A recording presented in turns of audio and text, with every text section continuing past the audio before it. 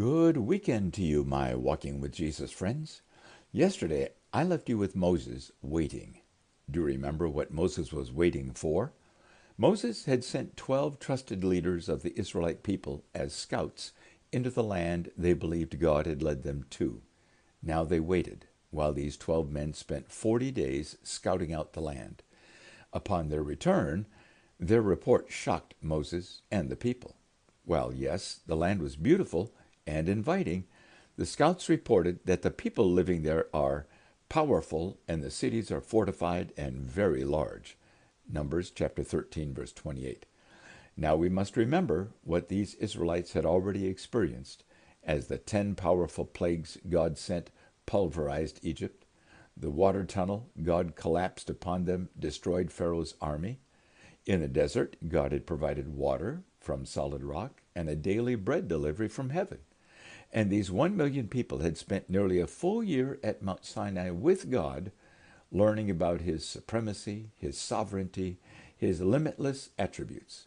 Certainly, God had more than proven his capability and capacity for accomplishing anything he desired, including protecting and providing for these 1 million people. But anxiety, fear, and worry are very powerful emotions which can lead a person, a family, even a whole nation of people to think irrationally and dismiss everything they have learned about God and God's reliability. 2 of those 12 scouts stood up and refuted the doom report of the other 10.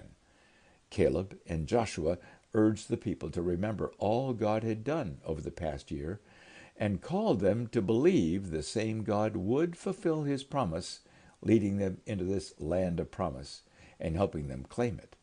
But the other 10 scouts shouted down Joshua and Caleb, and panic swept through the camp, causing the people to reject Moses and call for a new leader who would take them back to Egypt. Numbers 14. The remainder of Numbers 14 is a watershed experience for the nation of Israel, for the God who had brought them thus far responded to their rebellion with justice judgment in 3 ways. First, those 10 doomsday scouts would die before that day was over. Numbers 14, verse 36 to 38. Second, the entire panic-stricken nation of 1 million Israelites, whom God had delivered from slavery and supplied in the desert, would wander 40 years in the desert until every man aged 20 or older who had been counted in the census would die in the desert. And third, Joshua and Caleb, because of their great faith in God and their courage to call the people to trust God, would be protected by God through those ensuing 40 years. They would survive, they would thrive, and they would lead their families into that God-provided land. From that place of radical rebellion and rejection of God, the people, whom God had rescued from Egyptian slavery, were led by God back out into the desert to live in slavery to their own rebellion for the next 40 years. Sadly, this rebellious heart seemed to take deep root in these Israelites and surfaced often during those years of wandering, each time resulting in God teaching them important lessons with discipline. The remainder of the book of Numbers is the sad story of God attempting to love and lead his people despite their hard-hearted refusal to live the covenant they had made with God at Mount Sinai. The Numbers story is all too frequent reflection of the story of our entire human race. We depend upon God for our daily, even hourly survival, yet we demand control of our own lives, refusing God's invitation that we trust the God who created us, who sustains our lives, who knows us better than we know ourselves, and who can see the future as clearly as if it was this moment. Why do we do that, my friends? Why do we insist on our own independence from God, knowing the further away from God we live, the more our lives will follow a self-destructive path?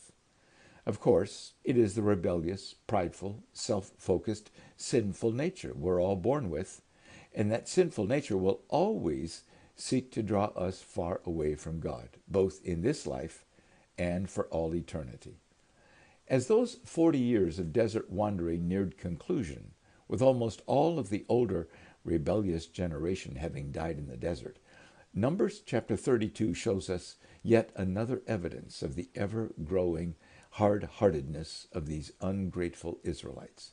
The tribe of Reuben, Gad, and the half-tribe of Manasseh requested of Moses that they be permitted to not enter the land of God's promise, but instead make their permanent home on the east side of the Jordan River, in the land of the Amorites. Numbers chapter 32, verse 1 to 7.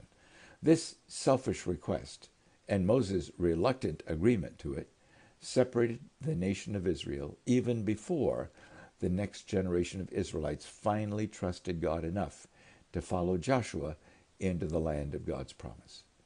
While the book of Numbers began with such hope, such exciting potential, as the cloud of God's presence hovering over the tabernacle led God's people away from Sinai toward the promised land, the story of Numbers is sadly one of great disappointment after another, as the people fall so frequently into grumbling, refusal to trust God, and failure to honor the covenant of faith they and God had made together. It's a great challenge to us, my friends, to look closely at the track record of our lives and our relationship with God. Are we more like Joshua and Caleb, or the 10 ungrateful, fearful scouts?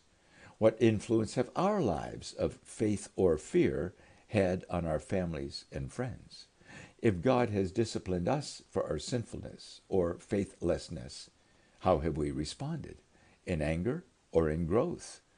When God has opened doors of opportunity and invited us forward, have we resisted or actually requested an exemption to be allowed to remain where we are or chart our own path forward without God?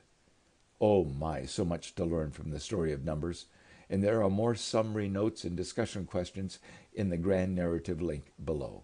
As always, I've sought to find a worship song that will lift our hearts to God in worship, and on Monday we'll step from Numbers into Deuteronomy and Moses' farewell messages. They are powerful, and I'll meet you there.